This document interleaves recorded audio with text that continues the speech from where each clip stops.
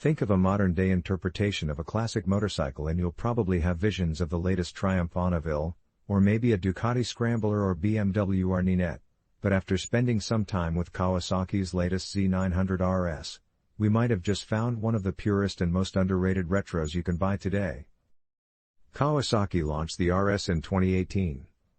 As the name suggests, it is based on the standard Z900, the raucous middleweight naked rival to the street triple and Mount 09. But the look and vibe are totally different, yet still totally Kawasaki. Of course, Kawasaki's most retro machine is the W800, a Brit bike-styled twin that's inspired by the BSA A7-derived Kawasaki W1, which debuted in 1965, but to most of us the bikes that define the brand were the big bad inline 4Zs of the 70s, in particular the Z1 of 1972. Back in the day, the 130 miles per hour Z1 was the fastest production bike in the world. By today's standards, the Z900RS is hardly considered a superbike, but with 109 bhp and a higher top speed than the legend that inspired it, this is most definitely a 21st century machine.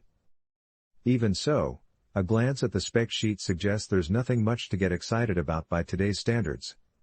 There's none of the gadgetry we've come to expect with modern motorcycles. In a world where most middleweights boast TFT screens, smartphone connectivity and riding modes, the Kawasaki has a 2, 3 if you include off-setting traction control and, well that's about it. The Kawasaki Z900RS is one of the most analog new motorcycles you can buy in 2021, and that might well be what makes it so brilliant. Now 1970s bikes were not really my thing.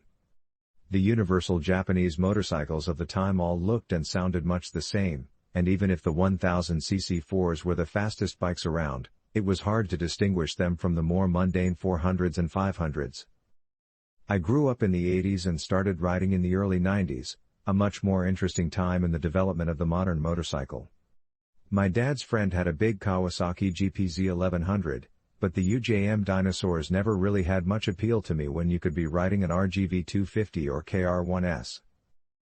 That said, one of my first big bikes was a UJM-ish Kawasaki Zephyr 550, a Hammerite painted pile of poo that had had the life couriered out of it by 6 not very careful owners by the time it had reached my impoverished hands sometime around 1997. It was a truly dreadful thing, but the freedom and adventures it brought me mean that I remember it as fondly as any other motorcycle I ever rode or owned. The point, when I finally get to it, is that, for me, the motorcycle is the vehicle for the journey, not the reason for the journey. Call me old-fashioned, but I like simple. There are no joysticks on the switchgear cube or comprehensive options menus with a Kawasaki Z900RS. With a few 21st century additions, the switchgear layout and lovely chrome-trimmed twin-clock setup is pure traditional motorcycle. Hop on board for the first time and the Z900RS is as familiar as your favorite slippers.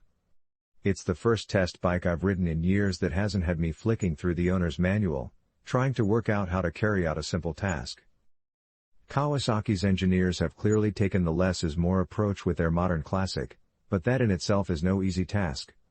Sometimes retro-styled bikes, especially those which share their underpinnings with standard nakeds, can look a little gawky when two styles collide, but this looks well proportioned and all the modern sensors and cabling are neatly hidden away or integrated into the design in an unobtrusive way.